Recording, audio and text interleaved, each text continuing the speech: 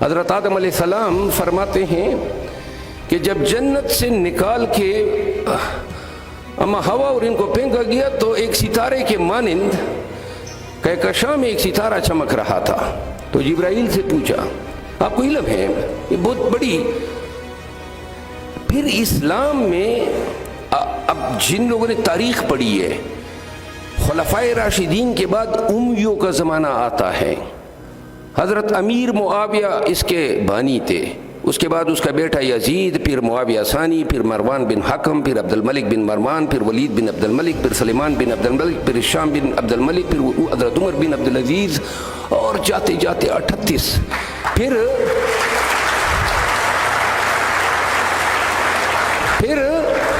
عباسی آئے, پھر مملوک آئے, اور پھر ہم اسلامی تاریخ میں دیکھتے ہیں تو اسلام میں ایک تحریک اٹھی. یاد رکھیں آج کا آپ کا آئی ٹی کا دور, آپ اس کے ساتھ تقابلی جائزہ لیں کہ اسلام میں سوالات پیدا ہو گئے. امیوں اور عباسیوں دور میں یہ ریزننگ کی باتیں کرتے تھے کہ بھائی یہ دنیا کس طرح تخلیق ہوئی. اب جب آپ انجیل پڑھتے ہیں تو انجیل کی پہلی 3 آیاتیں کیا کہتی ہیں کہ پو پھٹی, روشنی پھیلی, اور جس کو ہم کہتے ہیں بگ بینگ تھیوری, اور دڑانگ کے ساتھ تخلیق کائنات ہوئی. یعنی یہ اندھیرا تھا, اندھیرے میں پو پھٹی. پھر سوال پیدا ہوئے, آپ نے ایک ہمارے مسلمانوں میں بعد میں لوگوں نے اس کو فرقہ بنا دیا, اثنا اشاریہ. اب میں سے کوئی جانتا ہے اثنا اشاریہ؟ حضرت حسن البصری ایک بہت بڑے عالم گزرے ہیں, مدرسے میں پڑھاتے تھے.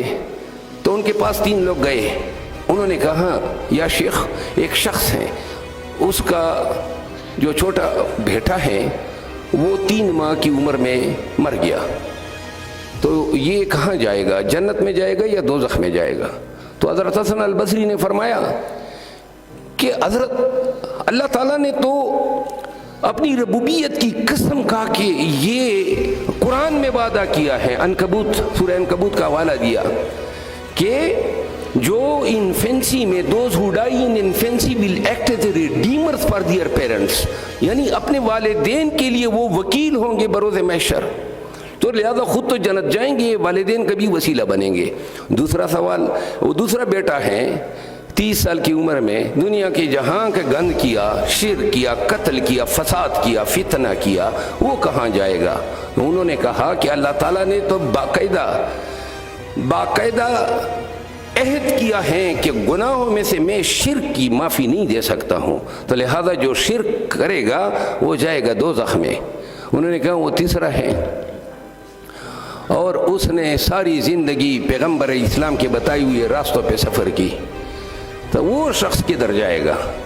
انہوں نے کہا اللہ تعالیٰ نے سورہ المائدہ میں, سورہ عرفات میں اور سورہ نوح میں بار بار وعدہ کیا ہے کہ جو اللہ کے بتائے ہوئے راستے پہ اور سنت نبوی پہ اپنی لائف گزارے گا اس کو جنت سے نوازا جائے گا.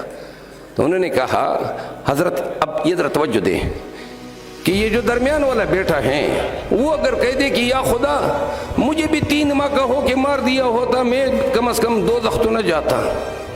30 سال آپ نے زندہ رکھا, مجھ سے شرک بھی کروایا, مجھ سے گناہ بھی سرزد ہوئے, اور اب کہتے ہیں کہ دوزخ میں سڑو. تو جو 3 ماہ کا میرا بھائی تھا جو بغیر کچھ کیے مر گیا, آپ کہتے ہیں وہ جنت میں جائے گا. تو اس وقت حسن البصری کا ایک شاگرد تھا, اس کا نام تھا واصل ابن عطا. وہ کھڑا ہو گیا اور اس نے کہا کہ یا شیخ اس سوال کا جواب میں دیتا ہوں. انہوں نے کہا نہیں, خاموش ہو. انہوں نے کہا نہیں میں جواب دینا چاہتا ہوں. انہوں نے کہا نہیں آپ نہیں دیں گے. تو واصل ابن عطا کھڑا ہوا اور وہ نکل گیا مدرسے سے. تو جب وہ نکلا تو اس نے ایک فکرہ کہا اتذل انا, یعنی ہی سیڈڈ فرام اس, یہ ہم سے چلا گیا.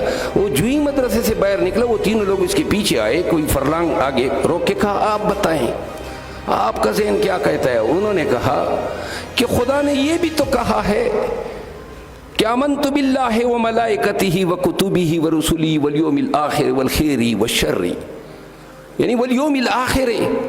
اللہ تو کہتا ہے نا کہ جب آپ کی ارواح یہاں سے چلی جاتی ہیں, جب تک یوم اخیرت نہیں آئے گی آپ کے اعمال کا میزان ہوگا ہی نہیں.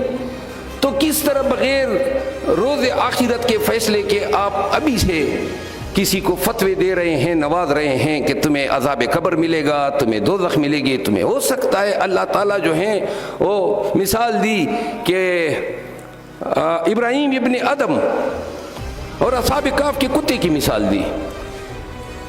امید ہے آپ لوگ یہ سارے واقعات سمجھتے ہیں کیونکہ یہ اسلامی تاریخ ہے ہماری۔ تو انہوں نے کہا ہو سکتا ہے اللہ اس کے توفیل، یا آپ کے خاندان میں کوئی حافظ قرآن ہو گیا۔ یہ ساری باتیں اسلام نے ریزننگ کا درس اس زمانے سے شروع کیا جب حضور کریم قرآن کریم کی آیاتیں جب ان پہ نازل ہوتی تھی تو وہ بیان کیا کرتے تھے۔